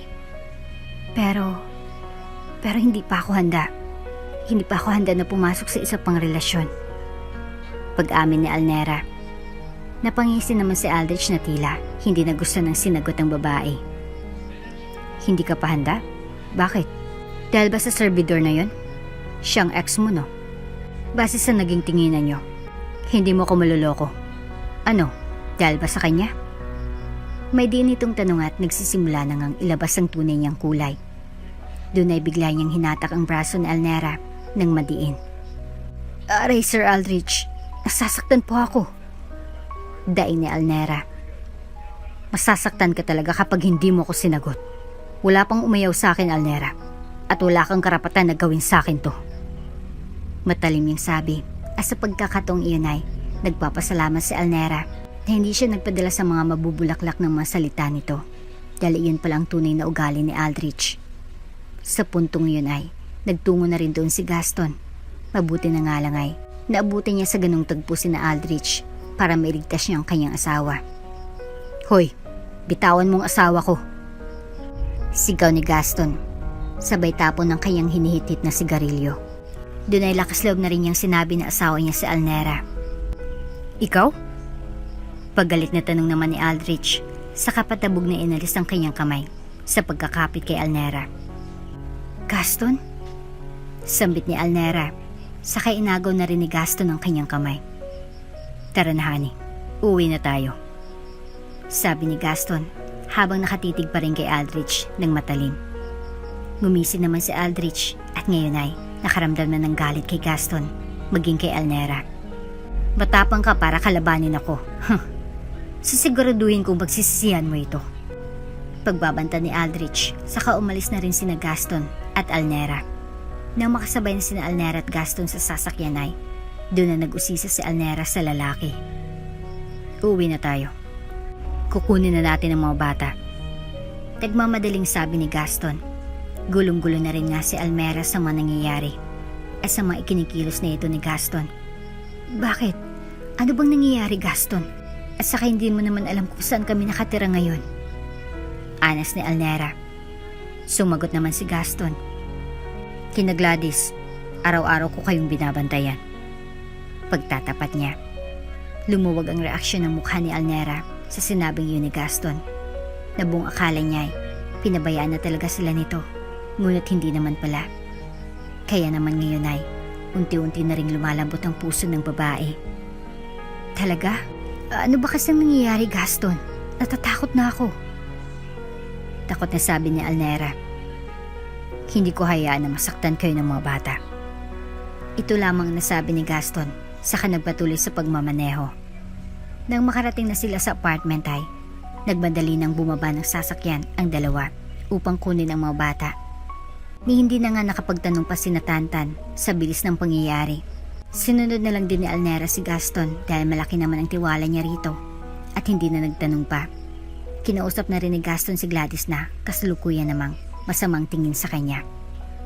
Gladys, umalis ka na rin dyan. Ngayon na. Utos ni Gaston kay Gladys na malakas ang boses. Tagmatigas naman ang babae. Ha? Bakit naman ako aalis sa sarili kong bahay?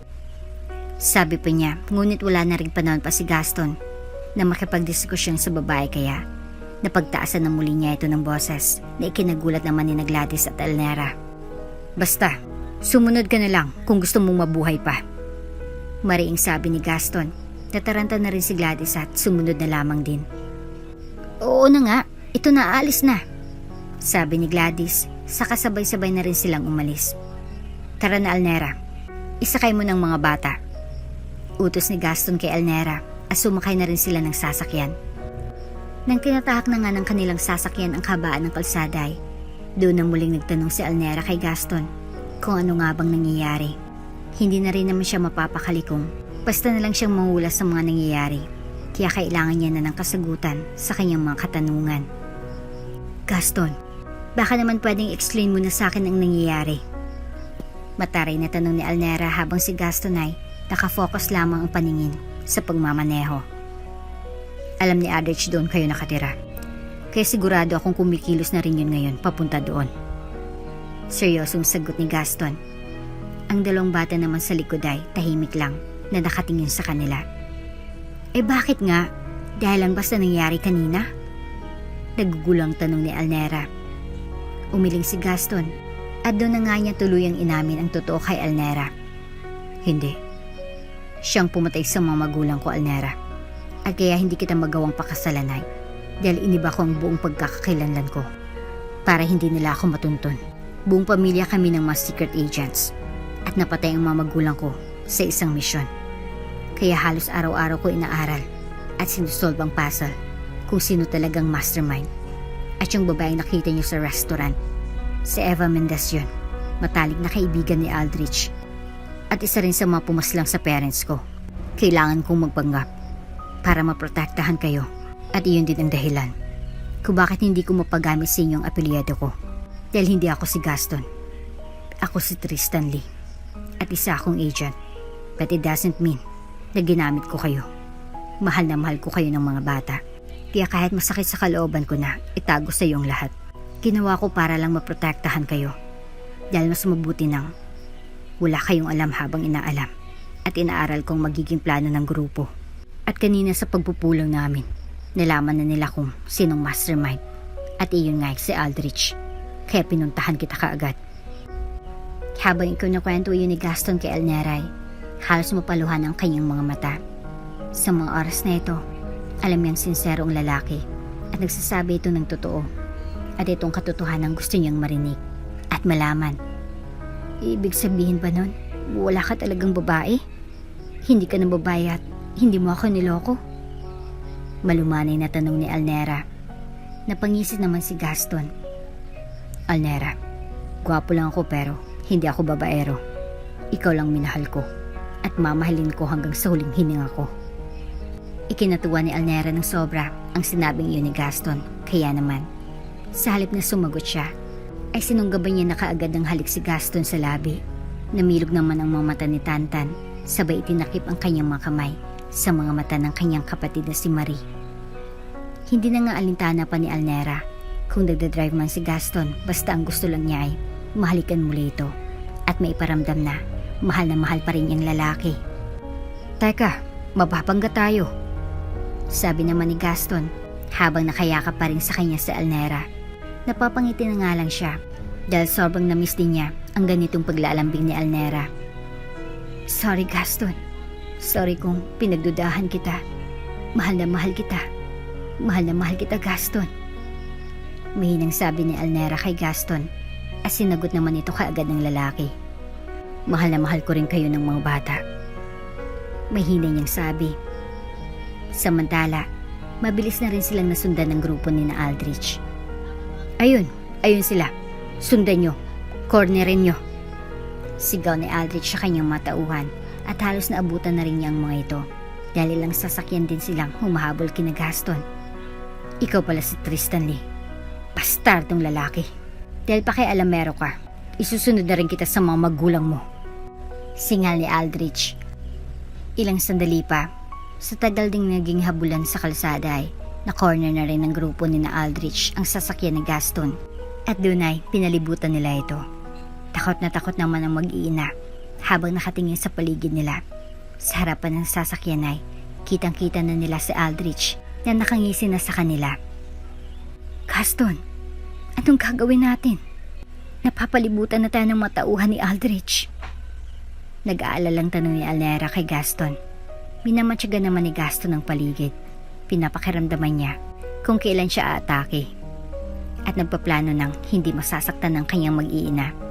Kailangan niya nang mag-isip ngayon at huwag magpadalos-dalos. Marami rin ang kalaban at mag-isa lang siya kaya naman. Doble pag-iingat siya ngayon. Sa kabilang banday, lumingon naman si Gaston kay Elnera. Huwag kayong bababa. Dito lang kayo. Magtutuos kami ni Aldrich at matagal ko na rin hinintay ang pagkakataong to. Mariing sabi ni Gaston kay Elnera. Ngunit nag-aalala pa rin ng babae. Pero, aniya, huwag kang mag-alala. Maayos din to. Basta huwag kayong bababa. Sabi naman ni Gaston sa kahinalikan na sa kanyang noo si Elnera. Mag-iingat ka. Nag-aalala namang sabi ni Elnera at doon ay bumaba na rin si Gaston. Halos magkasabay lang din sila nang bumaba ni Aldrich. Kaya naman ngayon ay magkapanalubong na ang kanilang mga tingin. Tristan Lee, ikaw pala yan? Ang pinakatago-tagong nag-iisang anak ng mga Lee? Ano? Namimiss mo na bang mga magulang mo? Gusto mo na bang sumunod sa kanila? O gusto mo munang makipaglaro? Nakangising sambit ni Aldrich na tila nang aasar pa.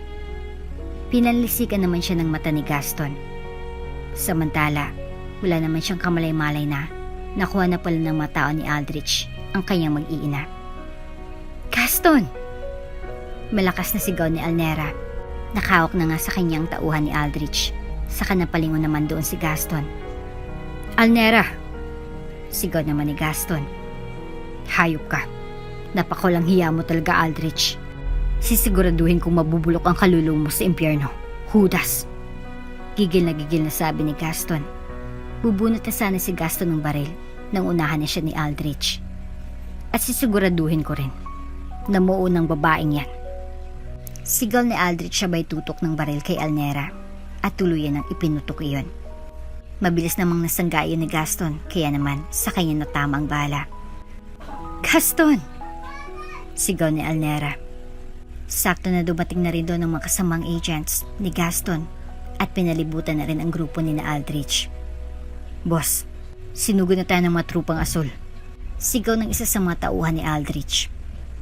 Lintik, hindi pa tayo tapos, Tristan. Sa susunod, tutuluyan na talaga. Anas naman ni Aldrich, tatalikod na sana siya nang harangan siya ni Amber. May pupuntahan ka ba, Mr. Montana? Nakangising tanong ni Amber, saka sinapok na ito sa ulo at pinusasan ng mga kamay. Inuna na rin nilang sagipin si Gaston upang dalhin na sa ospital kasamang kanyang mag-iina. Makalipas ang ilang linggo ay umayos na ng pakiramdam ni Gaston na mabuti na lang at nadaplisan lamang ng balang kanyang balikat. Nakakulong na rin si Aldrich kasama yung Eva at ang kanyang matauhan dahil sa mga ebidensyang inilabas ni Gaston na lalong nagpadiin kay Aldrich.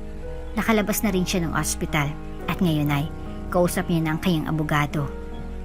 Pwede na bang istalin sa iyo, Mr. Tristan, ang mga naiwang pumana sa iyo ng mga yumao mong mga magulang? Tanong ng abogado kay Tristan. Naroon din si Alnera at nakikinig sa kanilang usapan. Hindi nga siya makapaniwala na ganito pala kayaman si Gaston na si Tristan na ngayon na akala niya dati ay ordinaryong lalaki lang talaga. Hindi muna. May kailangan pa akong gawin. Gusto kong ipasa ang mga ari-arian ko sa aking asawa at anak. At hindi mangyayari yun kung hindi kita pakakasalan, Alnera. Doon nga'y humarap na si Tristan kay Alnera. Hindi naman makapaniwala ang babae dahil sa sorpresang ito ni Tristan. Ano? Okay na sa akin, honey, kung... Alnera, patawarin mo ako kung hindi kita kaagad nabigyan ng magandang dahilan noon kung bakit hindi kita mapakasalan. Kahit gustuhin ko man ay hindi talaga maaari. Kaya ngayon, matutupad na rin ang aking matagal na ipinaplano. Sa inyo ni Tantan ko balak isalin at ipangalan ang mga properties ko. At ngayon, Alnera, honey, will you marry me? Halos malaglag naman ang panga ng babae. Maluha-luha na rin ang kanyang mga mata dahil ganito pala ang pakiramdam. Ganito pala ang pakiramdam ng yayain ka ng kasal ng taong pinakamamahal mo. Hindi na sa yaman na makukuha niya, kundi ang pagmamahal na tunay sa kanya ni Tristan. Matagal niya nga itong hinintay, kaya naman hindi na ito tatanggihin pa ni Alnera. Yes. Yes na yes. Gus, SD, Tristan. Matagal nang gusto kong mag-yes sa'yo. Maraming salamat. Maraming salamat sa pagmamahal mo sa amin ng mga bata. Papakasalan kita. Papakasalan kita, Tristan. At doon ay tuluyan ng lumuha ang mga mata ni Alnera at niyakap na rin siya ni Tristan. Sa kalagitnaan naman ng kanilang pag-uusap ay sumingit naman si Tantan. Sabi ko sa iyo, nanay, mahal na mahal ka ni tatay. Sabi ng bata, kaya napatawa na lamang sila. Ikaw talaga. Halika nga dito, anak. Itong tatandaan nyo, mahal na mahal kayo ni tatay. Kailanman ay hindi ko kayo ipagpapalit sa kung kanino at habang buhay ko kayong puprotektahan. Tandaan nyo yan. Sabi naman ni Tristan sa anak. Tumango na lamang nga ang bata, sakay yumakap na rin sa kanyang ama. Pakalipas ang ilang linggo ay naikasal na sina Alnera at Gaston na si Tristan na ngayon. Doon na rin nakatira ang mag-iina sa mansyon ni Tristan na ngayon ay sa kanila na rin. Sisi, congrats! Finally, natupad na rin ang wish mo. Bati naman ni Gladys. Thank you, Sisi. Sagot naman ni Alnera. Napatingin naman si Gladys kay Tristan. Congrats din, Gus, SD, Tristan pala. Sabi ko na nga ba Mali ang mga hinala at kutob sa'yo nun nitong si Sisi ko. Sabi ko na nga ba, mabait ka tapos mayaman pa. Panguto naman ni Gladys kaya napangisi na lang si Tristan. Para namang hindi ganyan ang sinabi mo dati, Sisi. Pabiro naman ni Alnera, kaya naman biglang namula ang mga pisngi ni Gladys dahil sa hiya. Matagal na yun. Past is past, di ba? Tristan? Bati na nga kami, di ba? Napangisi naman si Tristan. Hindi naman tayo nag-away, pero thankful pa rin ako sa'yo. Kasi sinalong pansamantalang mag-iina ko. Utang na loob ko yun sa'yo. Thank you. Pasasalamat naman ni Tristan. Nako, wala yun. Kapatid na rin ang turingan namin nitong si Alnera. Kaya naman talagang magtutulungan kaming dalawa. Sagot naman ni Gladys at doon ay nakapagpaliwanagan at nagkaunawaan na rin sila. Wala rin namang hinanakit sa kanya si Tristan kahit paalam na nito ang nagbe-brainwash kay Alnera noon dahil mabait din naman ito at hindi pinapabayaan ng kanyang mag-iina. Tunay nga na isang sagradong bagay ang kasal. Lahat ng kababaihan ay yun ang pinapangarap. Lalo pa kung mag-aalok noon ay ang mismo lalaki na kanilang minamahal. Na-question man noon ni Alnera si Tristan sa mga bagay na hindi nito magawa-gawa sa kanya katulad ng pagpapakasalay. Bandang huli naman ay mas naunawaan niya na ang lahat nang malaman niya na ang tunay na dahilan. May malalim na dahilan ng talaga si Tristan noon kaya hindi niya mapakasalan si Alnera. Pero ang totoo ay wala na talagang makapagpapantay sa pagmamahal niya sa babae. At ang pagsubok na iyon na dumating sa kanilang buhay na nalampasan nila. Ang lalong nagpatibay ng pagsasama nila bilang ngayon ay sina Mr. and Mrs. Lina. At dito na nga po nagtatapos ang ating kwento. Hanggang sa muli. Kung bago ka pa lang sa channel neto, ibang kwento ni Ate Jane, istorya mo, ikwento ko. Huwag kalimutang pindutin ang notification bell at subscribe button.